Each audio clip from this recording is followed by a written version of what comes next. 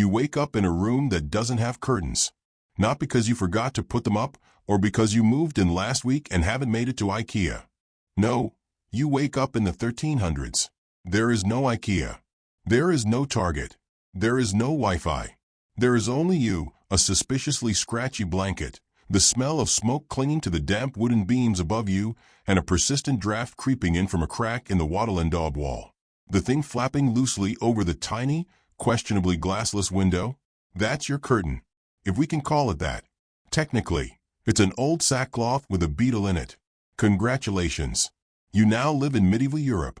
And you're about to learn why the concept of curtains, real, honest-to-goodness curtains, was basically a luxury reserved for people who had more pigs than you have socks. Which, considering you now have exactly 0 socks and possibly half a pig, is saying a lot. Now, before you get too comfortable under your one blanket that smells like what sheep and regret, take a second, just one, to like this video and subscribe to the channel. But only if you're actually enjoying this weird, sleepy descent into historical misery. Drop a comment to let me know where you're watching from and what ungodly hour it is. I'm genuinely fascinated to know who else is lying in bed thinking, yeah, let's fall asleep to fabric history. So, curtains. Or rather, the eternal medieval question, what can I nail to my window hole to keep out the howling winds of death, disease, and my neighbor's goat? Let's set the scene. Your home is not what you'd call weatherproof. In fact, calling it a home is generous. It's more like a box made of mud, sticks, and emotional compromise. If you're lucky, the walls are cob, a fancy way of saying straw, clay, and the tears of peasants.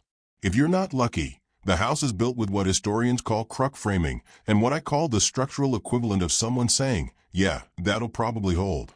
Windows, as you understand them, do not exist. What you have are holes in the wall. Literal, glorious holes. If you're a peasant, and sorry, you are, there's no glass. Glass exists, sure, but only for the church, the nobility, and the upper crust of medieval society. The rest of us get wooden shutters, animal skins, oiled cloth, or, if we're living our best life, reuse grain sacks. Now let's talk materials. Because the real adventure is figuring out what was hanging over the window, why it smelled like dried onions, and how many insects were living in it. First up, wool. Wool was everywhere. It was like the plastic of the Middle Ages, omnipresent, mildly itchy, and used in ways that definitely weren't recommended. If you had access to wool cloth, you could hang it over a window. It wasn't cheap, though. Wool production involved sheep shearing, cleaning, carding, spinning, weaving, and dyeing, which sounds like a relaxing weekend craft project until you remember none of it involved machinery, and half the labor force had dysentery. A wool curtain was thick, decently warm, and just porous enough to let in the faint scent of cow dung from outside. Cozy. More commonly, especially in rural cottages, you'd find linen. Linen was lighter, cheaper, and slightly more breathable. Which sounds nice, until you remember you needed flax to make linen, and growing flax was a bureaucratic nightmare in some parts of Europe. It needed water. It needed space. It needed soaking in stagnant pools until it fermented like swamp beer. So your linen curtain? Yeah, it started its life in a rotting pond and probably never forgot it.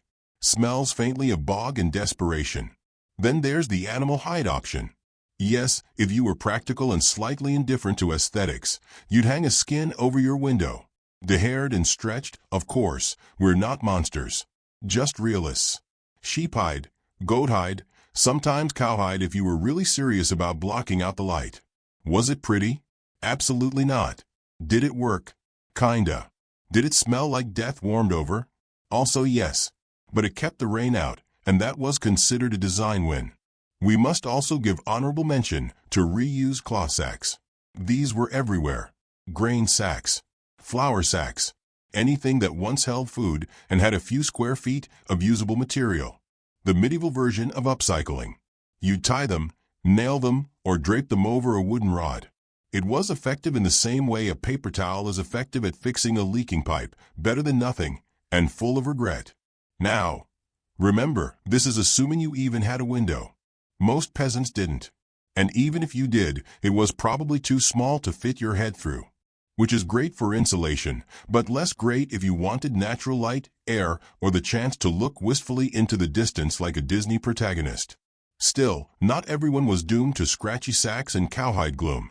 If you were rich, and by rich, I mean you owned land, had a seal ring, and probably bathed more than once a season, then your curtains were a statement. They were not just functional. They were part of your personality. They screamed, "I have money," and also a complete lack of restraint when it comes to decorative embroidery. These upper-class curtains might be made from damask, silk, or velvet. Imported, dyed, patterned. The kind of fabric that had to be carried across entire continents by merchants with questionable facial hair and a tendency to exaggerate. And they were heavy, both in weight and in cost. But they added something crucial to the medieval noble aesthetic, the ability to show off wealth without saying a word. Nothing says status quite like a window treatment that could pay for a serf's funeral. You didn't just have curtains over windows. Oh no, you had them everywhere. Over beds, over doorways, around dining areas. In some noble houses, entire rooms were partitioned off with curtains. The medieval version of cubicles, only with fewer emails and more plague. Because that's the thing, medieval homes were cold and drafty. And people, shockingly, hated being cold. Curtains weren't just decoration, they were part of the insulation strategy. A way to trap warmth, block wind, and pretend the outside world didn't exist. A bit like watching this video in bed with your phone 2 inches from your face. Not judging, just observing. Let's take a moment now to really experience what one of these curtain-having homes might be like. You walk into a hall, a nobleman's manor, stone walls, wooden beams, the scent of roasting meat and old incense lingering in the air. You look up. The high windows have actual glass. Tiny, wavy, bubble glass panes set in lead lattices. Light streams in like a heavenly spotlight. But over each window, hanging from iron hooks, are deep red wool curtains, thick, heavy, fringed. They aren't just for blocking sunlight. They're there to trap the warmth from the central hearth, to prevent the god-awful drafts that whistle through every medieval building like a ghost with respiratory issues. Over in the corner, a bed with curtains all the way around it. This isn't just for privacy. It's a heat trap. Your mattress is stuffed with straw or feathers, if you're lucky, and your bed frame might even be carved wood. But those curtains? That's your real central heating system. You pull them closed at night and curl into a warm little box of mildly moldy fabric, praying the lice don't organize another uprising. And yes, lice were absolutely a thing. You could have the fanciest silk curtains in all of Aquitaine, and you'd still wake up scratching your scalp like you're playing an invisible fiddle. But for most of you, most of us, this isn't our reality. We're not living in a manor house. We're back in a village. One room, maybe two if you're extravagantly middle class. That window hole you're trying to cover? It's letting in more than air. It's letting in the smell of the thatched roof above you, which, spoiler alert, is not made of fresh meadow flowers. It's made of straw, dirt, and years of accumulated wildlife. Birds, bugs, possibly a dead rat, if it's been a good year. You pull the curtain aside, if it's not nailed down, and look out onto the street. The neighbor is throwing wastewater into the gutter. A child is screaming at a goose. The air is thick with chimney smoke and the distant smell of stewed cabbage. And your curtain? It flaps gently in the breeze, doing its best to pretend it's making a difference. It's not. But at least it gives you the illusion of separation. The sense that you can control your environment even just a little, which is probably all you really needed. And that's the thing about medieval curtains. They weren't just fabric. They were survival. They were symbols. They were mood lighting. They were a wall when you couldn't afford a wall. They were a way to say, this tiny patch of misery, this is my misery, and I'll hang whatever I want on it. And you know what? There's something kind of beautiful about that. Well, beautiful is maybe a stretch. Let's go with adequate. So, you've accepted your fate. You are now the proud owner of a curtain made from either a ragged wool remnant, a twice-used grain sack, or the flayed hide of something that once bleated. It's dangling bravely from a crooked nail above your window hole, flapping in the breeze like a sad medieval flag of surrender. Congratulations, your home has window treatments. Now what? Well, as with all things in the medieval world, food, furniture, family members, your curtain's lifespan depends entirely on how much money you don't have. Because here's the dirty, moth-chewed truth, fabric was precious. Like, uncomfortably precious. If you had cloth, you didn't waste it on frivolous things like keeping sunlight out or separating your bed from a pig trough. You used it until it disintegrated into the realm of useful rags, and then you used the rags until they became emergency toilet paper. Which brings us to the inevitable question, how did you clean medieval curtains? Let's begin with a bold statement. One that, if you weren't already horizontal, might cause you to lie down immediately. You didn't. No one was out here casually laundering their wall drapes. The average medieval household wasn't blessed with a laundry routine. There was no wash day. There was no detergent. There were no floral-scented dryer sheets. There was just you, a tub of water that probably had things swimming in it, and a sense of mounting dread. Cleaning fabric in the Middle Ages was a logistical nightmare. First, you needed water, ideally, not the same water the pigs drank from, though let's not be picky. Then you needed something vaguely soap-adjacent. In England, that meant lye, made by boiling ash from a hardwood fire with water until it formed a caustic, eyeball-melting liquid that could, technically, remove grime. It could also remove the top layer of your skin. But hey, trade-offs. Next, you had to boil your fabric. Not for comfort, mind you, but to kill whatever was living in it. Fleas, lice, mites, occasionally other, less identifiable life forms. This was often done in a giant copper cauldron that doubled as a soup pot. The line between laundry and lunch was disturbingly thin. And even if you could do all that, and you had the energy, which you didn't because you just spent the morning threshing barley with a wooden club, you wouldn't do it for something nailed to the wall. You'd do it for your one tunic. Maybe your child's undergarments. But a curtain? That was treated like a background actor in a biblical epic, always there, vaguely dusty, and never acknowledged. So what did people do instead? They shook it. That's it. That's the cleaning technique. You took it outside, gave it a few good whacks, and called it fresh. Bonus points if it aired out in the sun, which could allegedly bleach out odors and kill things. Mostly what it did was fill the fabric with pollen and bird poop, but who's counting? Sometimes, and this is where things get wild, the curtain was not removed from the wall at all. Instead, you simply beat it with a stick. That's it. Just whack the fabric while it hung there, releasing a cloud of dust, mildew spores, and the occasional terrified beetle. Curtain cleaning, medieval edition. But let's say you live in a manor house. You have a servant. Maybe even two, if you're scandalously rich and morally questionable. In that case, the responsibility for curtain maintenance falls to them. The laundress, and yes, that was an actual title, would oversee the cleaning of household textiles. And she would hate every minute of it.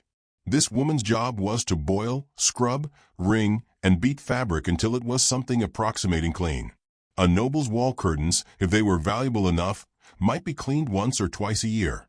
And by cleaned, I mean delicately beaten, sponged with stale urine or lye soap, and then hung out on a sunny day like the world's saddest picnic. And yes, you heard that right. Urine. Old urine, known as chamber lye, was considered a powerful cleaning agent. Why? Because it contained ammonia, which helped break down grease and organic matter. It also contained the screaming souls of everyone who ever had to use it to do laundry. But hey, science. Urine was used to clean everything, tunics, tablecloths, hands, even hair. And curtains? Absolutely fair game. If the stain was bad enough, a good soak in fermented pee followed by vigorous rinsing in a nearby stream might do the trick. Assuming the curtain didn't disintegrate first, which was always a risk. Let's not forget that dyes in the medieval world were unstable at best. That rich blue curtain your lord paid a small fortune for? It was dyed with woad, a plant that smells like sweaty cabbage when processed. Red came from madder root. Green was a cursed combination of yellow and blue, both of which faded the moment you looked at them too hard. And black? Almost impossible. Most black fabric was really a deep blue or brown, and it faded to an ashy gray after the first wash. So cleaning your curtains wasn't just a chore, it was an act of faith. You never quite knew what color would come back.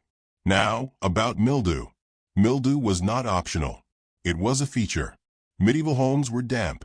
Always damp. Rain seeped in through the roof, walls absorbed moisture like gossip, and the fireplace never dried anything unless you were close enough to catch fire.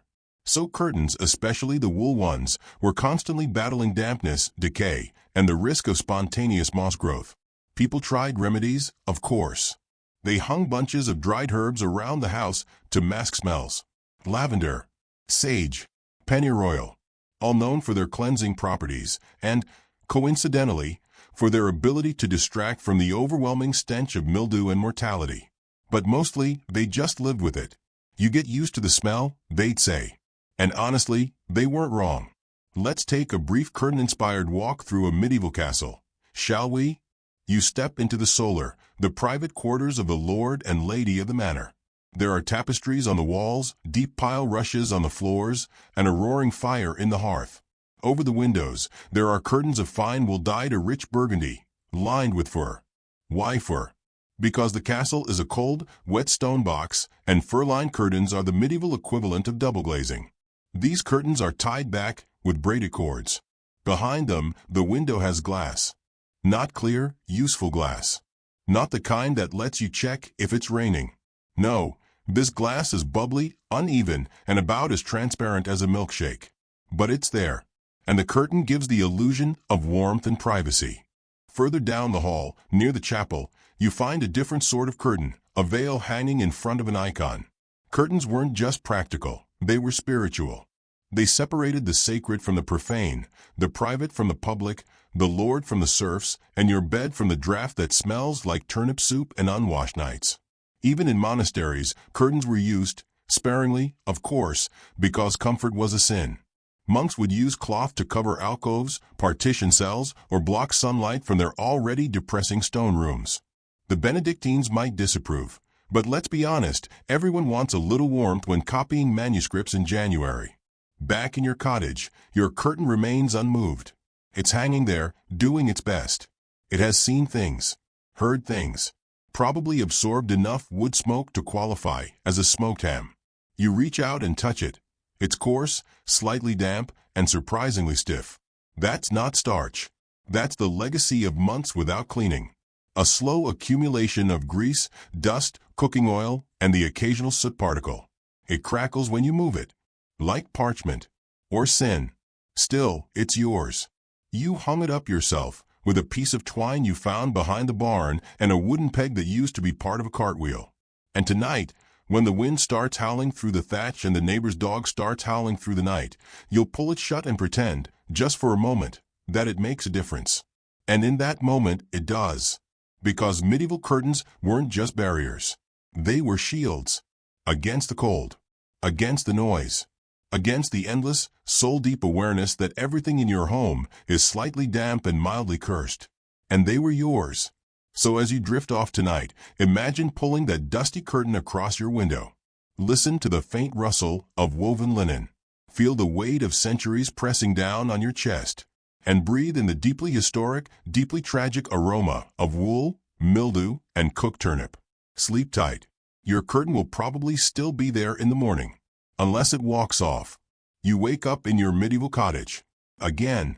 There's frost on the inside of your wall, not the window, mind you, but the wall. Your teeth are chattering in Morse code. Your breath is visible.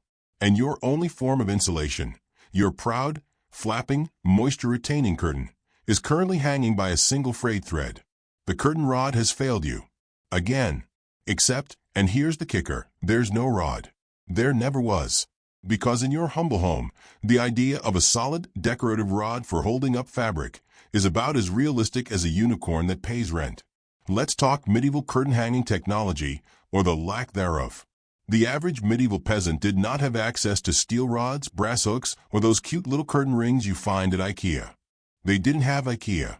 They didn't even have the concept of a store where you could buy 10 of something for $1.99. What they had were holes, twine, and desperation.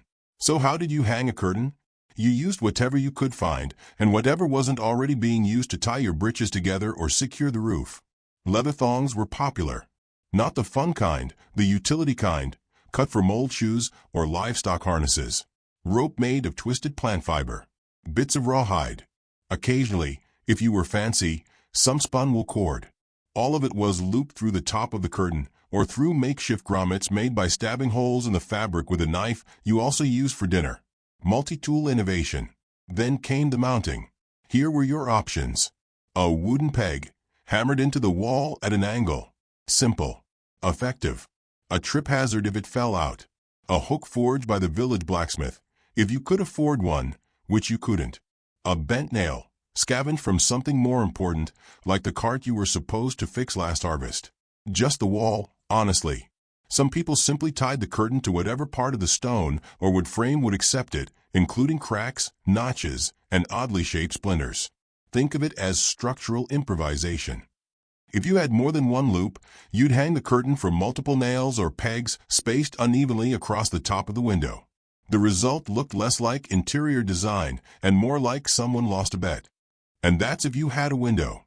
Let's take a moment to appreciate just how weird it is, in modern terms, to have a hole in your wall with no glass in it. Because that was standard. Many peasants didn't have windows in the modern sense. They had square openings in the wall to let light and air in, and to let heat, privacy, and safety out. A curtain was the only thing standing between you and a curious chicken, or a curious thief, or a curious wind.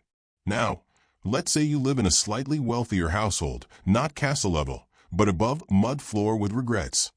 You might actually have something that resembled a curtain rail. And by rail, I mean a thick wooden branch nailed horizontally across the window frame. The curtain, if you're lucky, is threaded onto the branch through sewn fabric loops.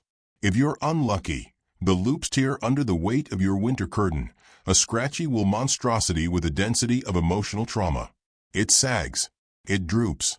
It drapes unevenly like the cloak of someone who's given up on dreams. But it works. Or, at least, it works until it rains. Then the whole thing becomes saturated with moisture, grows 12 pounds heavier, and pulls your makeshift rail out of the wall like a vengeful ghost escaping from the afterlife. But again, if you were really fancy, and we're talking nobility here, you might have something approaching a real curtain rod system. The kind made from forged iron, with rings for easy sliding, and possibly even decorative finials at each end. Those were status symbols. Your guests didn't care if your food was rotten or your chamber pot overflowed, but your iron curtain rod with engraved ends? That screamed prestige. In castles and manor houses, curtains weren't just on windows. They were everywhere. They were over doorways, around beds, draped from beams, and all of them had to be hung somehow. Sometimes, that meant beams drilled through to hold wooden rods. Other times, it meant hammered iron bars, mounted horizontally above a bed to hold a canopy or bed curtain. These were sometimes fixed in place, but in fancier bedrooms, you could slide the curtain back and forth. Like a primitive hotel room, minus the minibar and with more fleas. Let's linger for a moment in the medieval bedchamber. Specifically, the four-poster bed. These weren't just for show. They were insulation. 4 massive wooden posts with a frame at the top, allowing for curtains to be drawn around the bed like a tiny, miserable tent. You drew them closed at night to trap heat, block drafts, and, with any luck, muffle the sound of the servant vomiting in the corner because dinner was once again mystery stew. These bed curtains weren't light and airy.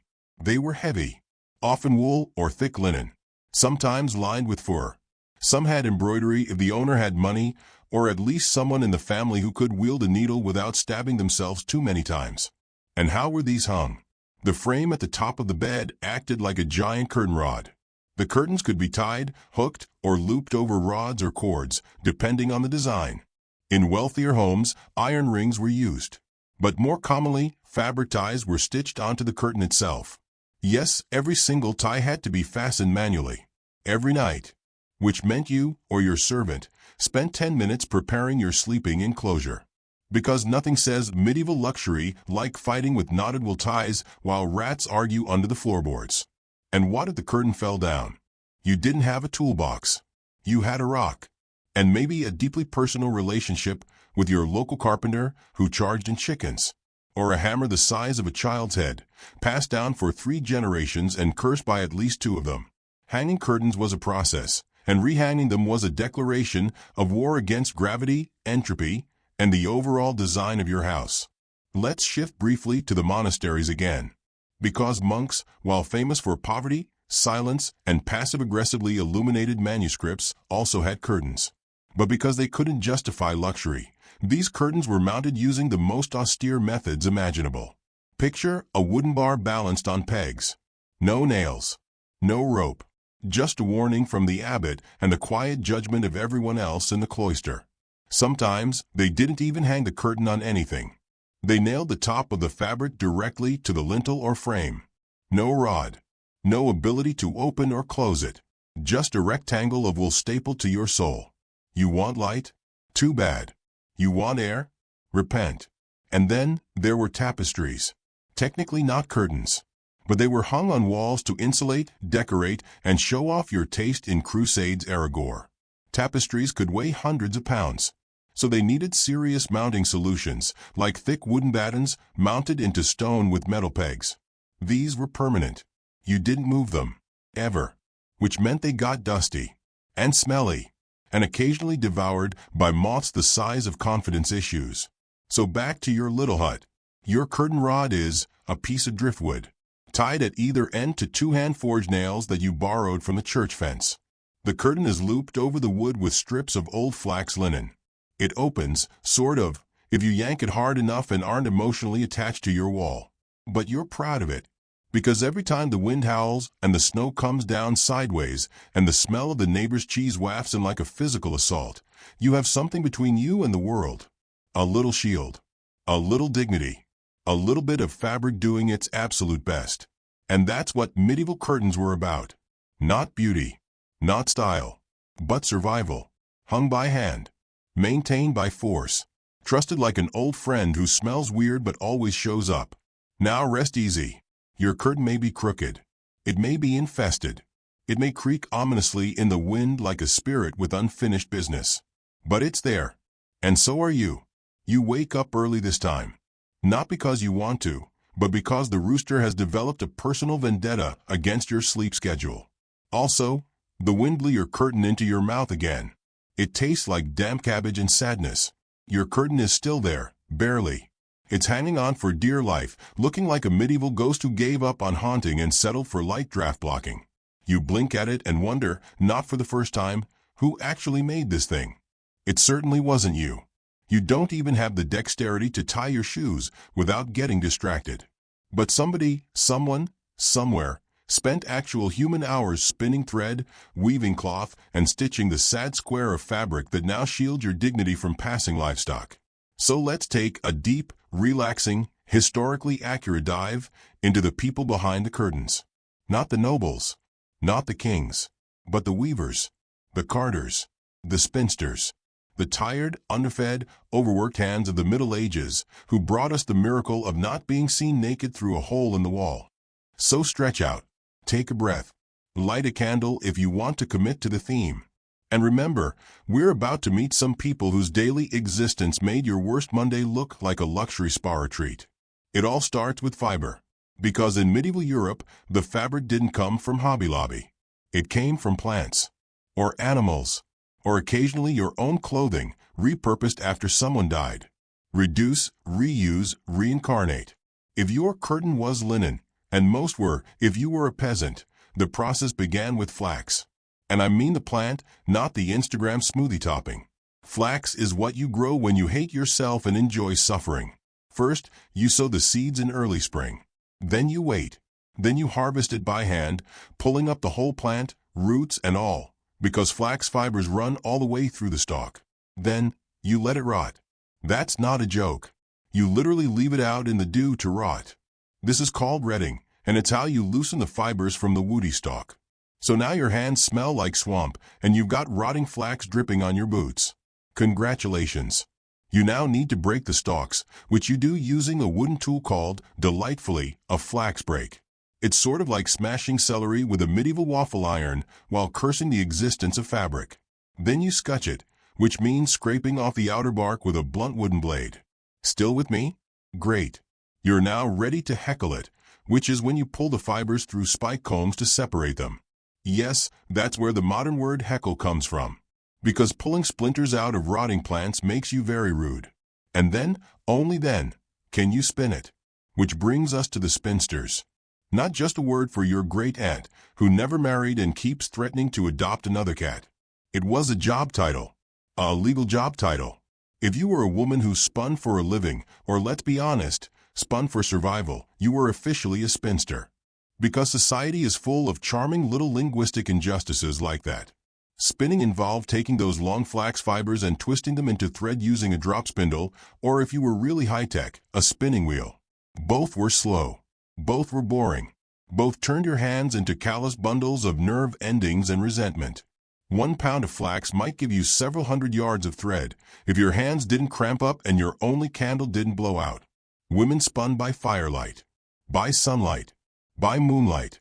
If there was light, they spun. Because thread meant fabric, and fabric meant clothing, bedding, and yes, curtains. Then the thread went to the weaver. Now, if you're picturing a calm, meditative process involving rhythmic motion and artistic expression, congratulations, you've been seduced by a lie. Weaving was back-breaking, repetitive, and guaranteed to give you scoliosis before you turned 30. If you were lucky, you had access to a horizontal loom, which let you sit while working. If not, you used a warp-weighted loom, which stood upright and dangled threads from heavy stones. Yes, it looked like a tortured marionette. Yes, it was every bit as slow and miserable as it sounds. The process went like this.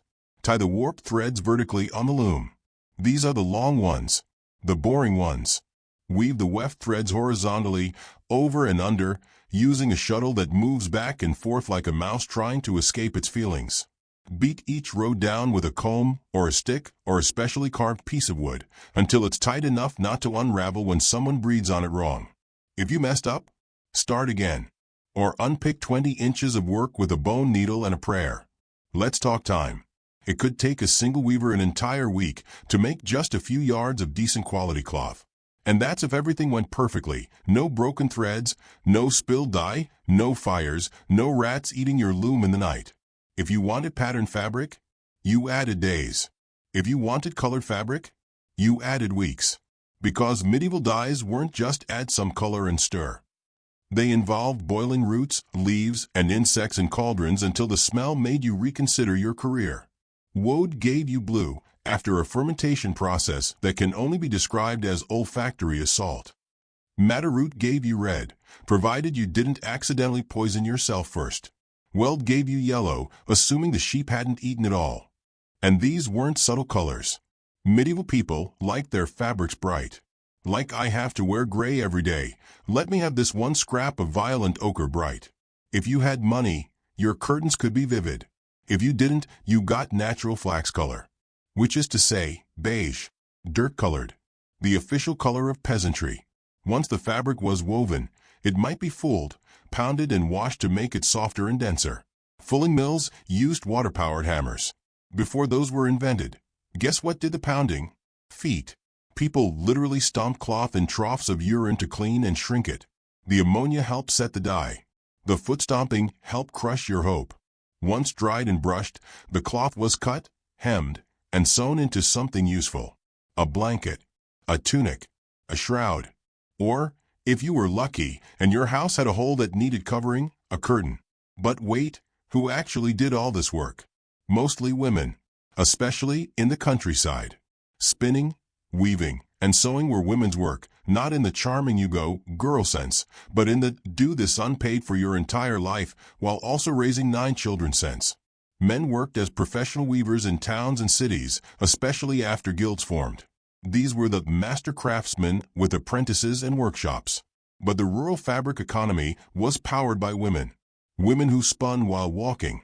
Women who wove while nursing. Women who dyed cloth while being judged by their neighbors for not attending mass at one time. And none of them got paid much, if at all. The average rural woman produced fabric for her own family. If she made extra, she sold it at market. 4 pennies. Or eggs. Or old buttons. Because coinage was scarce and chickens were the true medieval currency. So yes, your sad little curtain, flapping in the breeze, was probably the end result of 6 people's labor across 3 seasons, multiple injuries, and at least one unfortunate goat encounter. And when it tore, you didn't replace it. You patched it. With more fabric. From other torn clothes. Or from old bedding. Or, in desperate times, from the back of your own shirt. This is why medieval curtains didn't match. They weren't color-coordinated. They weren't aesthetic. They were a collage of survival. A tapestry of effort. A hanging rectangle of heartbreak and toe fungus. And still, they did the job. They softened the wind. They muffled the noise. They let you pretend, just for a moment, that your home was a little more private, a little more cozy, a little more yours. Even if the pigs could still get in. You wake up to the faint sound of lute music and the very distinct smell of honeyed pork drifting through the corridors. It's disorienting at first. There's no cow snoring next to you. No chickens pecking your toe through a floorboard crack. And, wait for it, your curtain is beautiful. Not just functional. Not just scrap of linen nailed to a plank beautiful, but actual drape. Heavy. Lush. Smelling faintly of lavender, smoke, and inherited wealth. You're not in your hovel anymore, peasant. You've woken up in a medieval noble household, where curtains aren't just for blocking wind. They're status symbols, security measures, and occasionally a very flammable death trap. So stretch your limbs. Try not to knock over the chamber pot with your fur-lined slipper. And let's take a sleepy, sarcasm-laced tour through how the 1% kept their castles cozy, dark, and wildly overpriced. Curtains in noble homes weren't just decorative, they were architectural necessities. You're probably thinking, yes, castles. Stone. Thick walls. That must have been insulating. To which medieval physics says, absolutely not, you sweet, optimistic fool. Stone doesn't keep warmth in. It steals it. It sucks the heat from your breath, your bones, and your hopes. A drafty stone manor in winter is just a refrigerator with better acoustics. You're cold, you're echoey, and your fire can't help you because the chimney doesn't draw properly. So, the rich covered everything in fabric. Not just windows, walls, doorways, beds, altars, thrones. If you stood still long enough, they hung curtains from wooden rods, from iron hooks, from pulleys embedded into the beams by very patient, unpaid workers. Thick, layered curtains, the kind that you could disappear behind and live out your days as a depressed goblin. Let's start with the bedchamber, because that's where you are right now. You're lying in what's known as a great bed, which in this context means enormous wooden box built by someone with opinions. It's tall. Like, climb up via stepstool tall. The mattress is stuffed with feathers, wool, or horsehair, depending on your level of importance and proximity to horses. But the real star is the bed curtains. They're not just for romance, though yes, you might eventually need the illusion of privacy in a room full of servants. They're for warmth. Because remember, you're not heating your room. You're heating your bed. The bed is the house now. Everything else is scenic frostbite. Curtains are hung on all four sides. Sometimes 5, if the ceiling gets a cover too. They're drawn shut at night, trapping what little body heat you can generate. You're now basically a baked potato in a silk-lined blanket oven. These bed curtains might be made from wool, linen, or, if you're really rich and hate subtlety, velvet. Velvet wasn't just a fancy choice. It was a power move. Velvet meant money, trade connections, and someone willing to beat cotton into submission with thousands of little loops. Some noble households went full sensory overload, curtains embroidered with gold thread, dyed with crushed beetles, and perfumed with imported spices. Because if you're going to live in a drafty meat refrigerator of a building, you might as well suffer in style. And it didn't stop at beds. Doorways had curtains, too. These were called portieres, and they served several purposes. Block the wind.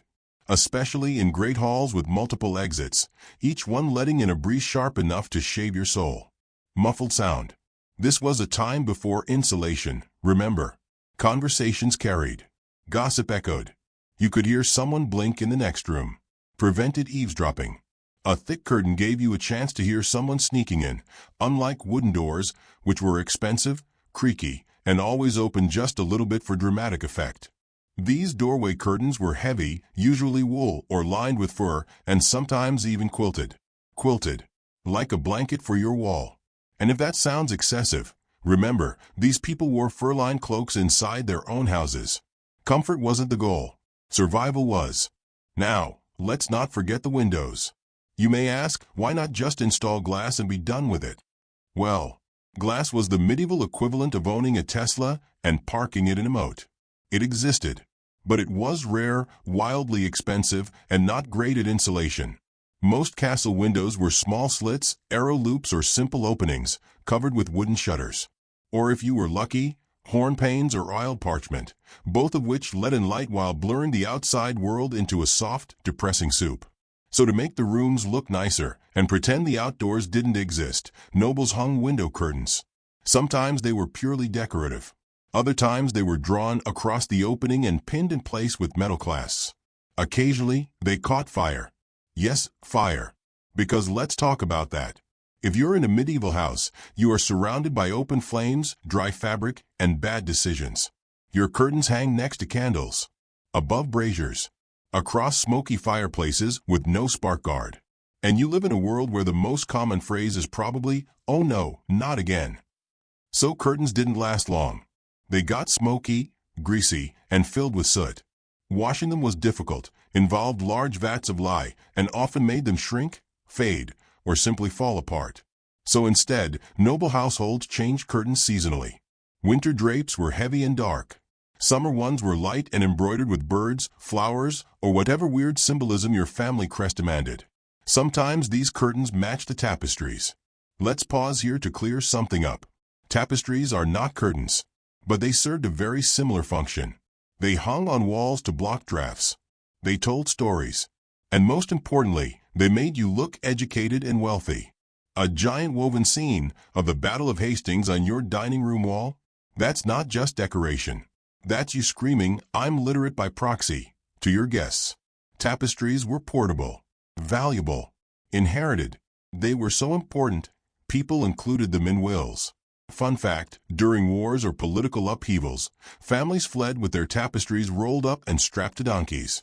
Because the walls might burn, but your woven unicorn hunting scene? That's eternal. Now, speaking of donkeys, let's talk servants. You didn't install, open, or maintain your curtains. That's what your servants did. You just rang a bell and waited while some frostbitten teen shuffled over to pull the velvet aside so you could glance moodily into the rain. Curtain rods weren't always reachable. Some were mounted 12 feet high, especially in great halls, where they formed theatrical backdrops for banquets, ceremonies, and awkward political dinners. Behind those curtains, maybe a wall, maybe a window, maybe a priest. You'd be amazed how many noble dramas involved hiding behind hangings. In fact, it became a bit of a problem. Spies, intruders, lovers, all hiding behind curtains like it's a live-action game of Clue. Eventually, noble houses started pinning bells to the curtain rings. So if the curtain moved, jingle, someone's lurking. Because what's nobility without a little paranoia? Let's not forget religious curtains. In your private chapel, because of course you have one, you might have an altar cloth, a sanctuary veil, or even embroidered curtains shielding the sacred relic of St. Mildred's toenail. These were serious business. Gold thread, imported dyes, blessed linen only touched by virgins or someone pretending really hard. And don't worry, you could bring all that with you. Curtains weren't stationary. Nobles traveled with theirs. Just like they traveled with beds, tableware, and occasionally entire wooden wall panels that could be assembled in a borrowed hall like a fancy pop-up tent. Your bed curtains might go with you from castle to castle, tied up in carts, wrapped in oilcloth, and scented with lavender sachets to keep the moths from eating your fortune. It wasn't just about comfort. It was about control. Curtains made a strange place feel like yours. They marked territory. They softened cold, unfamiliar stone and muffled the outside world. And in a time when political alliances turned on a handshake and disease could cross a border faster than a message, the ability to draw a curtain around your bed, around your space, meant power. So while the peasants had their patchwork linen flapping in the wind, you had layered wool, lined velvet, fur-trimmed privacy, and probably someone on standby to fluff your pillow mid-snore. It was good to be noble. Unless your curtain caught fire. You wake up groggy, blinking up at a vaulted ceiling painted with saints who have the same expression you do, before your morning porridge, divine and slightly resentful. The air is thick with incense. Your pillow is lumpy. The bed? Oh, that's not a bed. You fell asleep in a pew. Again. You must have dozed off during Vespers, lulled to sleep by a monk droning through a psalm and the gentle flap of an enormous velvet curtain stirring in a breeze that shouldn't exist in a building with no windows that open. You've woken up in a medieval church, and here, curtains don't just block drafts, they block God. Or at least, they try. So pull your itchy woolen hood up, shuffle to a more upright posture, and prepare yourself for a slow, incense-scented tour of the most sanctified curtains in Christendom. Because nothing says humble devotion like $10,000 worth of imported silk hanging behind a golden crucifix. Let's start at the altar. If you're looking for the curtain, the Holy One, the Beyoncé of ecclesiastical fabric, look no further than the rood screen veil. This is the curtain that hangs at the rood screen, that glorious filigree wall of carved wood or stone separating the congregation from the altar. The name rood comes from an old word for cross, and the screen was topped with one massive, gilded, dramatic, usually looming like a judgmental pigeon over the priest's head. Behind that screen, the holiest bit, the altar, the Eucharist, the divine zone. And in many churches, especially in the earlier Middle Ages and Orthodox traditions, that sacred area would be curtained off. Because if medieval religion excelled at one thing, it was dramatic mystery. The idea was simple: the mysteries of faith are too great to be observed directly. So the veil remained closed during key moments of Massachusetts. The consecration of the bread and wine? Hidden. Too divine. Your mortal eyes don't deserve it. Stay humble. Then, cue dramatic music, the priest would draw the veil aside. Boom. Divine revelation. Curtain theatrics worthy of Broadway, except with less jazz hands and more liturgical hand-waving. This was intentional stagecraft, deeply theological. Curtains here weren't an afterthought. They were ritual tools. And of course, they had to be perfect. Let's talk materials. Church curtains weren't your typical wool flap from the tavern setup. Oh no. These were often made from silk, imported, of course, usually from Byzantium or later from the Islamic world, which is awkward when you consider the Crusades, but theology waits for no embargo. Linen, especially for inner veils or secondary layers. Gold thread, not gold-colored. Actual gold. Thin wires flattened into thread and sewn into embroidery, often depicting saints, angels, and vaguely constipated cherubs. Crimson dyes, derived from crushed insects or precious minerals. Because what's prayer without a little suffering from the textile industry? These curtains had names. They were called vela altaris, altar veils, cortini sacri, holy curtains, or simply the veil. In some texts, they were referred to as the veil of the temple, linking them directly to that famous moment in the Bible where the temple curtain rips in half at the moment of Christ's death. You know the one. Super dramatic. Very symbolic. And yes, medieval churches loved a good symbolic moment. They'd sometimes open and close the altar curtain to mark different phases of the liturgical year. Closed during Lent? Sure. Open for Easter? Naturally. Kind of like an annual game of peekaboo with divine revelation. Now, if you think this was only for the fancy churches, the massive cathedral monsters with towers taller than your local economy, think again. Even smaller parish churches had some kind of curtain. Maybe just a simple woolen hanging across the altar, or a woven screen in front of the Lady Chapel, or a humble linen veil flapping gently as Father Hugh coughed his way through the sermon. And it didn't stop at the altar. Let's take a stroll around the rest of the church, shall we? You might spot confessional curtains, small, simple, and designed to muffle the sound of your scandalous admission that you stole a turnip and yelled at your goat. Side chapel veils, where more private masses were held. Curtains used here to give small groups a sense of intimacy, or to hide the awkwardness of a priest who forgot his lines. Reliquary curtains, yes. Even bones got curtains. You'd approach the little shrine, say a prayer, and maybe, someone would draw back the velvet to reveal the gilded thumb of Saint Someone of Nowhere. Now, while most of these hangings were deeply symbolic, there was also the very practical issue of controlling cold and light. Churches were dark, and cold, and echoey. They were massive stone fridges with God inside. So churches used drapery and textiles to manage acoustics, light, and drafts. Large processional banners and wall hangings softened the sound. Curtains over doorways kept the wind from whipping down the nave and into the back of your soul. In wealthier churches, you might see full sets of matching curtains and hangings, coordinated by color for the liturgical season. Purple for Lent, red for martyr feasts, white for major celebrations, green for everything else, like the filler episodes of medieval worship. And of course, these were changed by sacristans, the behind-the-scenes workers who dealt with candles, garments, veils, and the ongoing struggle to keep wax off the floor. Sacristans didn't get much sleep. If you feel tired now, imagine having to fold 40 feet of gold-embroidered silk by hand, in silence, while Gregorian chants echo through the stone corridors and a bishop breathes dramatically down your neck. Speaking of which, let's not forget monasteries. In monasteries, curtains weren't just for decoration. They were instruments of discipline. Monks lived by rules. Very long, very detailed rules.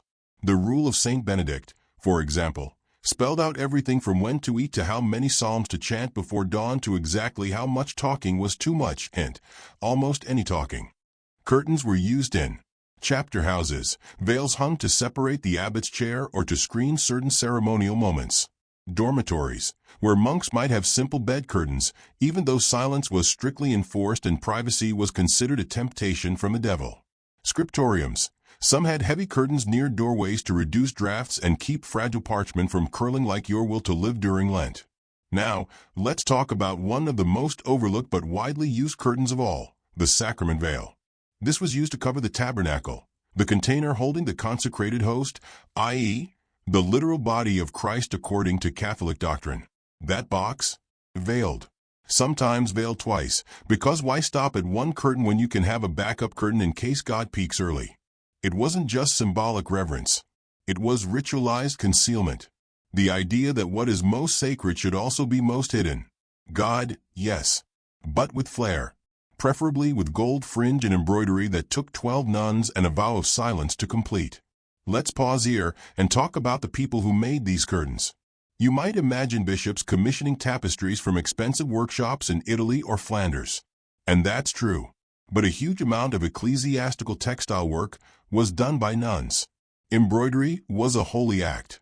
Literally, convents trained women in the sacred art of needlework, producing altar cloths, veils, and hangings of breathtaking complexity, all stitched while reciting prayers or meditating on scripture. It was delicate, grueling work. Imagine stitching fine gold thread into tight linen under candlelight, while Sister Agnes snores gently across the table and Sister Margaret mutters about how she thinks the Virgin Mary should be smiling more in panel C. You'd go blind before your 30s. But at least the veil looked good. And before we move on, because yes, we are still going, let's not forget the curtains of death. That's right, funeral curtains.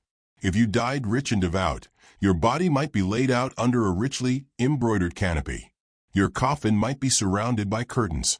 And during certain ceremonies, veils would be drawn between the corpse and the congregation, as if death itself needed a modesty screen. In some cases, curtains were even placed around tombs, especially of saints, forming little shrine tents. This helped prevent casual relic theft, which was more common than medieval soap. We'll close this chapter with one final curtain fact, and it's a doozy. In some Byzantine churches, especially in the earlier centuries, the curtain was not just a practical object. It was treated almost like a person, a stand-in for the divine mystery. It was kissed, sensed, bowed to. The curtain was not just fabric. It was theater. It was theology.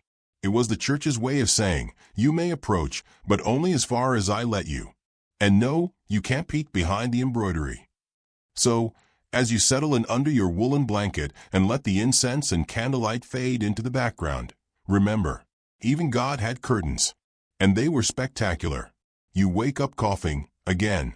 This time not from incense or mildew, but from the fine, powdery revenge of flax dust. You're not in a church. You're not even in a house. You're in a weaver's shed, and your entire body itches with the kind of persistent discomfort that makes you reconsider your life choices. Outside, there's the distant squawking of chickens, a baby wailing, and your neighbor yelling at their goat for chewing through another pair of socks. Inside, it's just you, the loom, and the smell of boiled urine. Yes, we're going there. This is the world of medieval curtain making. The unsung, sweaty, spine-warping process of turning plants and animal hair into something that hangs from a wooden rod to block out your neighbor's judgmental gaze and at least some of the winter wind. This is a world where you measure your success not in money, but in blisters, dye stains, and whether or not you still have all 10 fingers by Michaelmas. So grab your spindle, your prayer to Saint Distaff, and let's dive deep into the ancient art of weaving something vaguely rectangular that may one day become a curtain.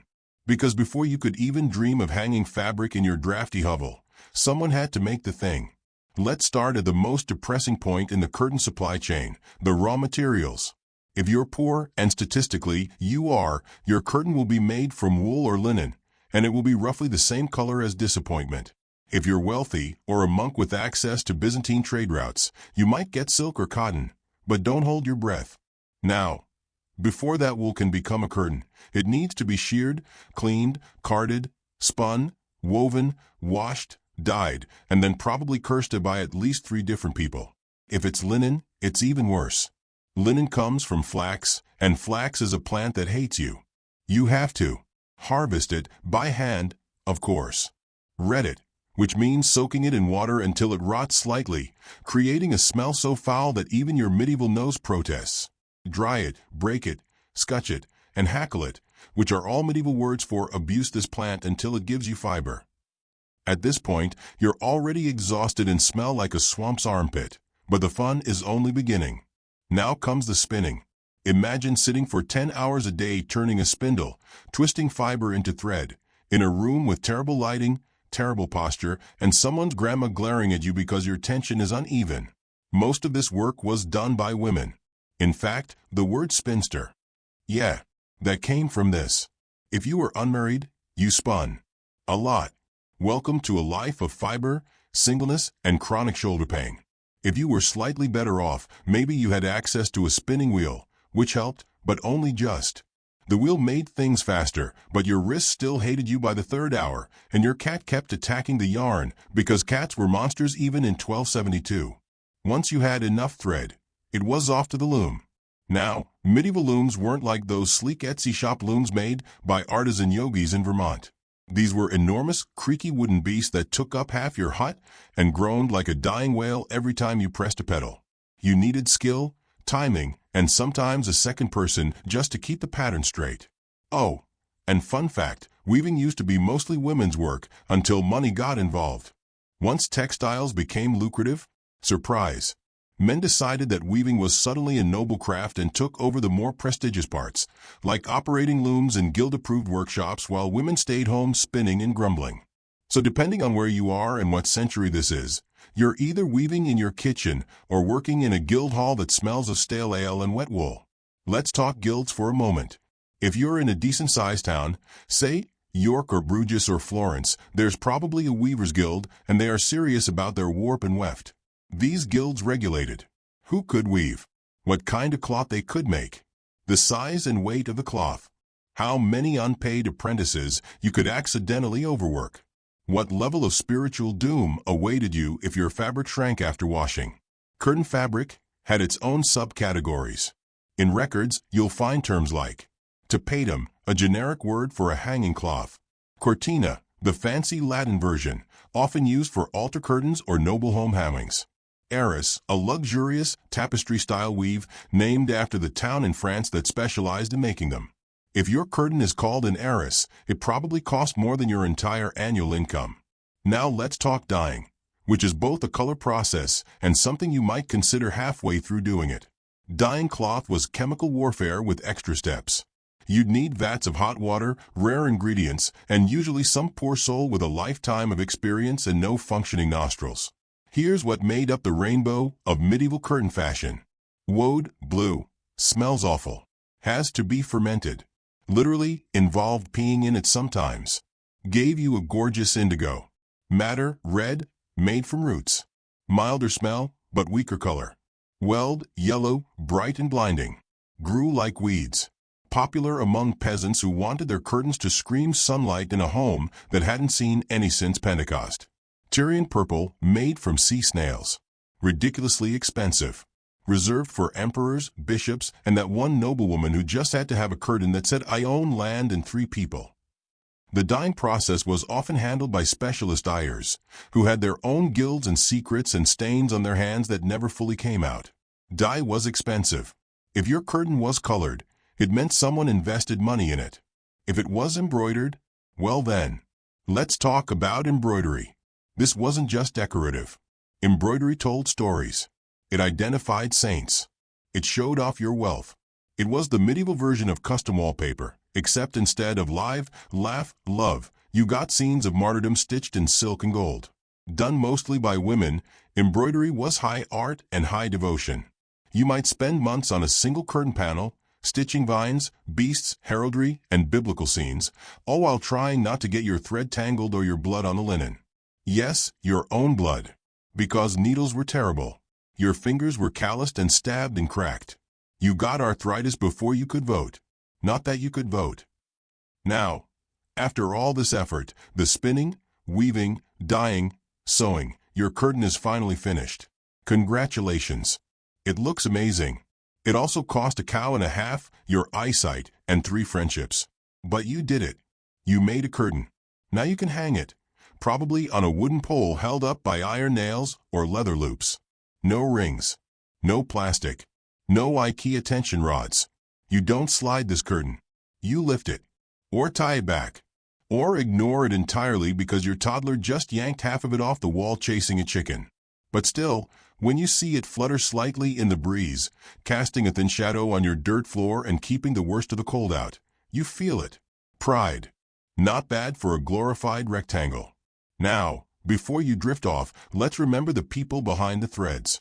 They weren't royalty. They weren't saints. They were often anonymous women, poor weavers, dyers, and guild apprentices working by candlelight with numb fingers and empty stomachs. But their work hung in cathedrals, castles, taverns, and the humble homes of people just trying to block the wind. They didn't get credit. They got splinters. But without them, the medieval world would have been colder, duller, and a lot more drafty. So tonight, as you burrow under your modern duvet, with its suspiciously non-scratchy edges and miracle polyester blend, take a moment to appreciate the epic human drama of curtain making. Because you're cozy sleek, it's brought to you by centuries of very itchy people. You wake up in a room that smells like lavender and political treachery. It's dark, not because it's night, but because you're inside a stone fortress built for defense but somehow doubling as the world's most uncomfortable Airbnb. You're on a feather-stuffed mattress, which sounds luxurious until you realize half the feathers are escaping and the other half are poking you in places you'd rather not discuss.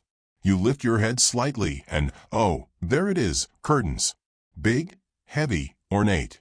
Draped dramatically around your bed like a fashion statement from someone with something to prove. Welcome to your medieval noble bedchamber, where curtains are no longer just fabric. They are weapons in the great war of status, privacy, and petulance. Let's start with your bed, or more precisely, your bed frame, which in this case is less furniture and more stage. A 4-poster canopy bed, elevated slightly, with carved posts and embroidered panels, designed not only to display wealth, but to trap body heat with a vengeance. The bed curtains, or bed hangings, if we're being fancy, aren't just decorative. They're insulation. They're privacy. They're mosquito netting before mosquito netting was invented. And they're also a giant medieval middle finger to anyone who dares enter your room and think they can look at your face without permission. Because this is the age of social hierarchies, and nothing enforces those hierarchies like layers of expensive fabric. Behind the curtain, you're a noble, a person of means. You get to have a private moment, even if that privacy is more theoretical than real, because there's still a servant sleeping near the fireplace and 3 hounds under the bed. Outside the curtain, peasants, children, and anyone who doesn't own land. So let's take a moment to appreciate that in the 13th century, a curtain was one of the few things standing between you and the eyeballs of your entire household. And now, before we dive deeper, let's briefly come up for air. So if you're still with me, and you haven't nodded off into the pillow abyss, do me a favor, tap the like button. Subscribe if you're enjoying this sleepy historical descent into the world's most underappreciated textile, and let me know in the comments where you're watching from and what time it is. I love knowing if you're on a couch in California or whispering, "Why am I learning about flax dust at 2:17 a.m. in Melbourne?" Okay, now back to the medieval bed curtain arms race. The idea of hanging fabric around a bed wasn't new. The Romans did it. The Byzantines did it better, with silk panels and golden threads and passive-aggressive iconography stitched into every inch. But in medieval Europe, the bed curtain went from fancy to mandatory if you were anyone worth mentioning. Why? Because castles were cold, for one. Stone doesn't insulate. It just stares at you menacingly while sucking heat from your bones. But more than warmth, bed curtains offered something even more valuable in medieval society: the illusion of privacy. Imagine this, you're the lady of the manor. You've just returned from a long day of overseeing the kitchen, pretending not to notice your husband Squire staring too long, and enduring a meal made of 3 root vegetables and regret. You finally get to your bed and draw the curtains. You now have your own space. This was radical, revolutionary. Your life was shared with servants, family, retainers, dogs, visiting monks, and at least one person named Jeffrey who never leaves. But within those curtains, silence, solitude, possibly even peace. Unless you're married to a nobleman with gas problems and political enemies, in which case, sorry. Curtains were also status symbols. The quality of your bed hangings said more about your wealth than your actual bed. The finest hangings were made of velvet, brocade, or cloth of gold, embroidered with family crests, saints, unicorns, or weirdly specific Bible scenes like Judith beheading Holofernes, because nothing says goodnight like murder by curtain. They were lined with fur in winter. They were perfumed with dried herbs in summer. And they were never cheap. In some inventories, noble families listed their curtains with the same reverence you might reserve for a family heirloom or a really nice espresso machine. There's a surviving inventory from a 15th century French noble household that lists 12 sets of bed curtains, each more absurdly decorated than the last, including one embroidered entirely with tiny gold grapes. Because yes, nothing helps you sleep better than the thought of vineyard-themed textile excess. Now let's take a step outside the bedroom. Because curtains weren't just for beds. They were used to divide public from private, sacred from secular, and you can come in from don't even think about it. In a great hall, a place where nobles dined, judged peasants, and tried not to get stabbed, curtains were used to create partitions. These were often suspended from hooks or beams and used to section off spaces for important meetings, private meals, or awkward arguments. Behind the curtain, the Lord's private council. In front of the curtain, dozens of slightly drunk retainers pretending not to listen. Curtains were used to shield altars, relics, and privy chambers, aka toilets for the elite. If you were extremely wealthy, you might have a portable curtain enclosure, essentially a movable room within a room, like a pop-up tent of snobbery. In monasteries, curtains were used to enclose choir stalls or isolate monks during times of spiritual retreat. Because even when you've taken a vow of silence, sometimes you want to not look at Brother Oswald chewing with his mouth open. And in royal courts, curtains were literal lines of power. You couldn't just see the king. You had to be invited behind the curtain. Curtain etiquette was complex. Do you draw the curtain yourself? No. That's what servants are for. Do you speak while someone is behind the curtain? Depends on how many limbs you want to keep. Do you peek through the curtain? Only if you enjoy dungeons. Let's pause for a moment and talk about curtain drama. Not the theatrical kind. The medieval kind. Because when curtains are used to separate people, it creates problems. Servants listening through curtains. Spouses arguing behind curtains. Noble guests being given curtainless beds and taking it as an insult. There's a record from an English manor where a visiting knight complained that his bed had no hangings of honor, which was basically the medieval version of leaving a 1-star Yelp review. Curtains could be locked, tied, pinned shut, or, if you were feeling especially passive-aggressive, torn down in a rage. Marital arguments, curtain ripping, servant betrayal, curtain slashing, petty noble vendetta, curtain stealing.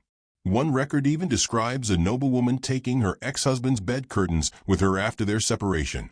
Spite, the most powerful decorative motif of the Middle Ages. Now, you might ask, were there laws about curtains?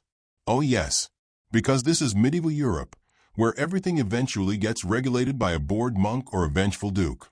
Guild rules determined what kinds of curtain fabrics could be sold, how wide the cloth had to be, and what dyes were allowed. Sumptuary laws restricted who could own silk or velvet curtains. If you were a lowly merchant trying to sneak some brocade hangings into your sitting room, prepare to be fined. Or worse, publicly mocked by the tax collector. Churches had rules, too. In some cathedrals, the altar curtain had to be drawn during specific parts of Massachusetts. If you messed up the timing, eternal damnation. Or at least a very stern note from the bishop. So curtains weren't just domestic accessories. They were ritual objects, political barriers, and soft, flammable monuments to human pride. Let's not forget that many castles were built with permanent curtain fixtures, hooks, rods, niches. Which means they were part of the architectural plan. When you spend 30 years building a stone fortress and still think, we need fabric here, you know curtains mattered. And not just in castles. Curtains began to spread downward in the social ladder. By the late Middle Ages, well-off merchants and artisans in towns might have small curtain sets, cheap wool, plain linen, nothing embroidered with lions jousting angels, but still enough to block a breeze or conceal a chamber pot. You could even buy second-hand curtains, sold in town markets next to used armor, cracked pewter, and sadness. Imagine the previous owner's dreams still clinging to the threads. Or lice. Definitely lice. In some places, curtains were passed down as heirlooms. In others, they were used to pay off debts. There's a record of a baker settling a legal dispute by giving his creditor 2 goats and a set of linen bed curtains. Justice was weird. So here you are, back in your noble bed. Curtains drawn. Fire low. Servants whispering somewhere just outside the door. Your drapes gently sway as a breeze slips through the imperfect window sill. You're cocooned in wool and velvet and dust and symbolism. And as your eyes begin to close, you realize a curtain is never just a curtain. It's warmth, power, intimacy, secrecy, and sometimes a very itchy form of silent rebellion. You wake up in a stone chapel. It smells like candle wax, mildew, and the faint regret of 1,000 poorly sung hymns. A single shaft of sunlight cuts through a stained glass window, landing on a massive velvet curtain that hangs across the chancel arch, thick, dark, and motionless, like a judge silently waiting for you to mess up your life. Congratulations! You've been promoted or demoted, depending on your sleep preferences, to the role of anonymous medieval churchgoer, just in time for the curtain's most dramatic career change yet, from bedfellow to spiritual boundary marker. Because curtains, believe it or not, were not content to just hang around your bed and collect dust mites. No, curtains wanted more. Curtains wanted theater. Curtains wanted ritual. Curtains wanted to stand, dramatically, between you and God himself. And frankly, they succeeded. Let's start with the basic problem. Medieval churches were big, drafty, and built by people who thought insulation was heresy, which meant they needed some help creating a sense of sacred space. Enter the curtain. Not just any curtain. The rood screen curtain. Picture this. At the front of the church is a carved wooden screen separating the nave, where you and your peasant friends sit, sneeze, and try not to sin, from the chancel, where the priests do important holy things with incense, Latin, and terrifyingly mysterious bread rituals. And right in the middle of that screen, a heavy curtain, closed most of the time, mysteriously open during certain parts of the Mass, like a magician revealing that, yes, the dove was in his sleeve the whole time. These curtains weren't just about drama. They were about access, or rather, the lack of it. They marked a very literal line between the sacred and the secular, the divine and the dirty, the priest and you, with your flea bites and spiritual confusion. This division wasn't invented by the medieval church, though. No, the temple in Jerusalem had done it first, with its famous veil, a curtain separating the holy of holies from the less holy bits. Only the high priest could pass through, and only on the right day, after the right rituals, wearing the right outfit, and presumably after a stern talk with himself about humility. And when Jesus dies in the New Testament, that veil is torn, top to bottom. Symbolism? Very. Also, excellent early branding for the future of Christian curtain culture. So medieval churches thought, let's bring that back. Only, let's make it more embroidered. Church curtains were often lavish. Velvet, brocade, needlework depicting saints, angels, theological dread, or terrifying beasts you hope never appear during communion. Some were seasonal. Red for Pentecost, purple for Lent, white for holy days. And the very act of changing them was a ritual in itself, done by trained clergy, with the solemn intensity of a nun rotating the sacred cushions of a royal sofa. And yes, these curtains were expensive. Some churches poured years of budget into commissioning a new set. Donors were promised prayers, salvation, and possibly a discount on purgatory tolls if they contributed fabric. Entire guilds, especially the mercers and drapers, got involved. The result? Curtains so heavy with embroidery that they required pulleys, ladders, and at least 3 passive-aggressive monks to operate them correctly. And if you think one curtain was enough, oh no. There were altar curtains, apse curtains, and in some cases, little curtains for statues. Yes, even the saints got privacy. You'd enter a church and be greeted by a world of fabric, draped and layered like a holy fashion show where nobody claps and everybody smells faintly of incense and penitence. But this curtain obsession wasn't limited to churches. Let's now tiptoe across Europe to the Byzantine Empire, where they were taking curtains so seriously, you start to suspect someone was secretly dating theirs.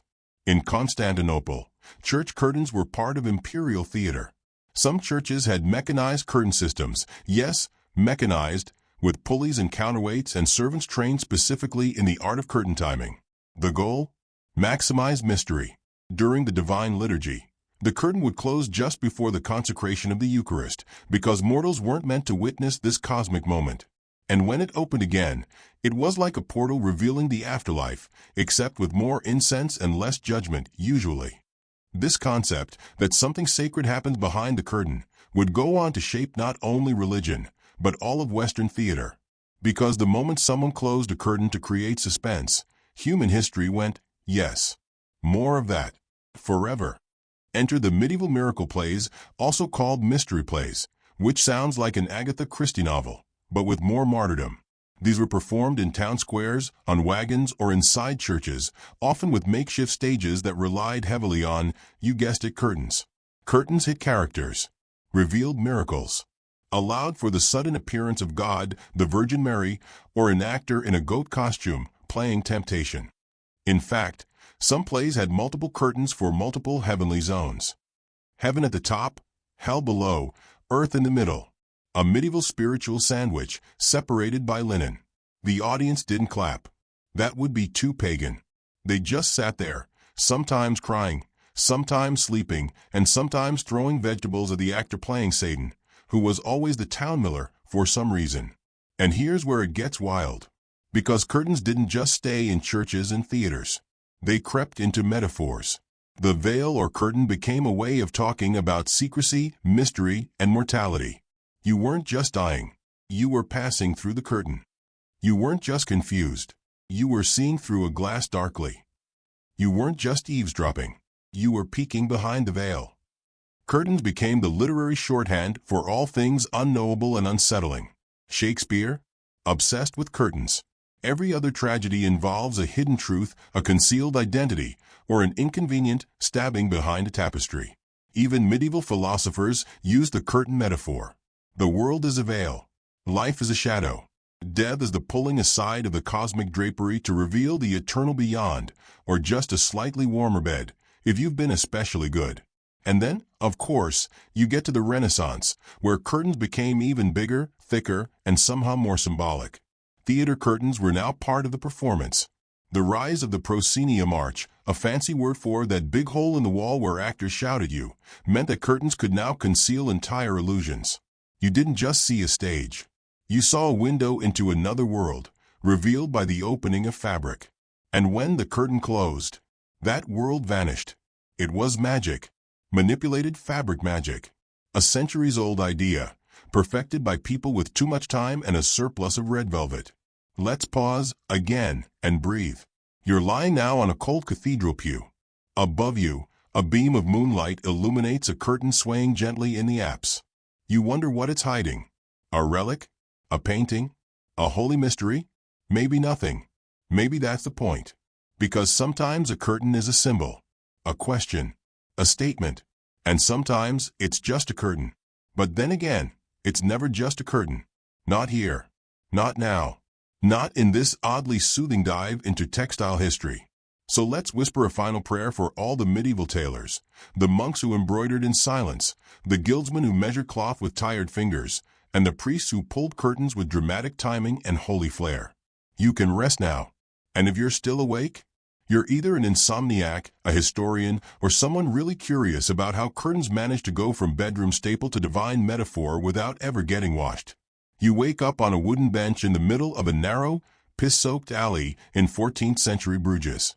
The smell of raw fish, horse sweat, and simmering capitalist resentment hits you before your eyes even open. Welcome to the Textile District, home to your future employer, your worst enemies, and a truly unholy number of buttons. Today, you're an apprentice in the Weaver's Guild, which sounds prestigious until you realize it mostly involves backbreaking work, near constant debt, and the ever-present risk of getting stabbed with a spindle over a color dispute. Which happens a lot. The year is somewhere in the late 1300s. The 100 Years' War is dragging on, but you have more pressing concerns, like whether the Drapers Guild will burn down your shop for selling a wool blend with slightly too much foreign cotton. Because here's what no one tells you in history class. Behind every velvet curtain hanging in a medieval home, church, or castle is a blood-slick trail of guild politics, economic sabotage, and sheer textile drama. You might think, it's just fabric. How complicated could it be? Sweet summer child. Sit down. Get cozy. Maybe wrap yourself in a blanket, preferably one that didn't start a riot in Ghent. Let's start with the basics. Medieval Europe had guilds, which were basically medieval unions, but with more robes and significantly more wine-fueled treason. Guilds regulated everything: how much you could charge, who you could hire, what tools you could use, what hours you could work, and whether your curtains were considered legally curtain-y enough to be sold as curtains. Yes, that was a thing. There were weavers, they made the fabric; fullers, they cleaned and thickened it; dyers, they dyed it, often while slowly going blind from chemicals; shearmen, they trimmed and finished it; tailors, they made clothes or furnishings; drapers, they sold it; and broderers, they did all the sparkly, pretty bits. Each guild had its own rules, its own colors, its own patron saint, and, more importantly, its own beef with every other guild in town. You, as a lowly weaver, might be paid in stale bread and heavily diluted ale for 6 years before you're allowed to take your masterpiece exam, which is exactly what it sounds like. You weave a perfect example of curtain fabric under soul-crushing supervision, while someone named Bartholomew the Elder breathes loudly through his nose behind you. If you pass, you get a tiny gold pin, a moderately better wage, and the right to gossip viciously about apprentices. If you fail, back to the dye pits. But things start to heat up when the money enters the picture. You see, Europe in the late medieval period is exploding with wealth. Trade routes are booming. Merchants are moving silks and spices from Asia, cotton from the Islamic world, and scandalously soft wool from England. And that means people want curtains. Fancy ones. Embroidered ones. Imported ones. Ones that make your guests say, "Wow, are you some kind of minor noble, or just really into velvet?" So the guilds get protective. The drapers, for instance, form inspection teams, small, angry men with torches and measuring tapes, who patrol the market stalls looking for counterfeit goods. If they catch you selling unlicensed curtain fabric, they'll confiscate it, fine you, and possibly dunk you in a barrel of spoiled indigo for good measure. In Paris, there are guild courts where tailors sue weavers, weavers sue fullers, and everyone sues dyers because they've ruined yet another expensive batch of royal blue with a mystery splotch that looks suspiciously like mold. And this isn't just about money. It's about power. In Flanders, entire cities are run by the textile guilds. The weavers have their own council seats. The fullers hire bodyguards. The tailors sponsor religious festivals, complete with saints dressed in the finest curtain offcuts money can buy. It gets tense. Like actual street fighting tense. The Ghent Revolt of 1379? Partly about taxes, yes. But also about textile workers being sick of getting bullied by merchant elites who don't know warp from weft. Whole neighborhoods go to war over tariffs on wool imports.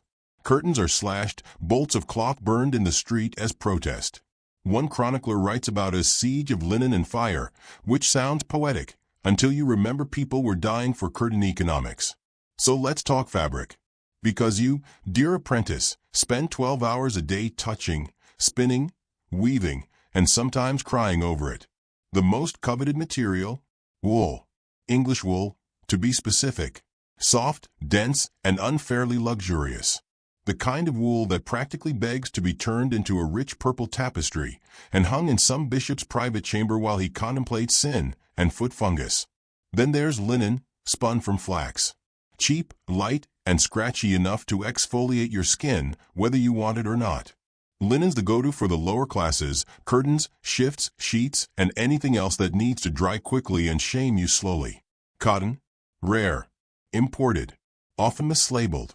Some Europeans in the early Middle Ages even believed cotton grew on trees from tiny sheep that sprouted like fruit, which is somehow adorable and deeply unsettling at the same time. Silk? Oh, silk is the big leagues. Imported via Byzantine, Islamic, or later Venetian routes, it's reserved for the rich, the royal, and the recklessly fashionable. You touch silk once, and suddenly your grubby wool curtains seem like betrayal in textile form. So what happens when people want silk curtains and can't afford silk? They lie. Enter the age of counterfeit curtains. Guild records are full of complaints about dishonest drapers who try to pass off linen as cotton, or cotton as silk, or silk as divine light wrapped in fabric. Some use clever weaves or mix fibers. Others just say, yes, this is silk, and hope the buyer's illiterate. Eventually, the authorities get involved. In London, city inspectors known as searchers are empowered to enter shops, test cloth for purity, and fine anyone whose thread count doesn't match the official ledger. Yes, there were legal documents on thread count. And if that sounds like a minor issue, consider this. If you're a noble ordering new chapel curtains in 1412 and the dyer screws up the shade of blue, you could get accused of heresy. Color, in many places, is symbolic. Purple means royalty. Red means martyrdom. Blue is for the Virgin Mary. Yellow, in some places, means you're Jewish. A miscolored curtain isn't just ugly, it's potentially a political statement. Let's now pan the camera to Italy, where guilds are like families, and textiles are basically the medieval version of high-stakes cryptocurrency. Florence's Arte della Lana Wool Guild was one of the city's 7 greater guilds, and they wielded more power than most bishops. Their members controlled production, trade routes, international banking, and even the construction of Florence Cathedral. When you give enough money to God, apparently you get to design his living room. Their curtain fabrics were top-tier, dyed in rare hues, sometimes with real gold thread woven in. And if you tried to imitate their style without paying dues, expect a quiet visit from some very well-dressed enforcers with loom-calloused hands and zero patience. In short, curtain making in medieval Europe wasn't just a craft. It was an ecosystem, a feral, bureaucratic, cutthroat textile jungle held together by tradition, rivalry, and a shared hatred of moths. And speaking of moths, let's talk about pest management. Because once your fancy new curtain is woven, dyed, and hung, you've got exactly 2 weeks before it's targeted by insects that think well as the medieval version of caviar. People used herbs, smoke, vinegar, and the occasional cat to defend their textiles. Lavender was common. So was rosemary. If your curtain smelled like a soup recipe, you were doing it right. Wealthier homes kept cedar chests lined with sweet-smelling wood that repelled bugs and, possibly, in-laws. And yet, no matter what you did, your curtain would still eventually rot. Because fabric, in the Middle Ages, was as temporary as everything else. It faded. It tore. It got stained with soot, body oils, and the lingering presence of every winter sneeze from a household of 13. The only real solution? Make more. And more. And more. Which meant more guilds, more apprentices, more trade arguments, and more angry letters written in Latin about someone stealing someone else's curtain pattern and charging an extra denier for it. So tonight, as you drift off, consider this. Every curtain in a medieval home, every drape in a castle, every altar veil in a church, it passed through dozens of hands, countless disputes, and at least one merchant having a mild existential crisis over dye pricing in Avignon. Curtains weren't just background decor. They were a product of labor, identity, aspiration, and occasionally, full-blown textile warfare. And if you're still awake, I commend you.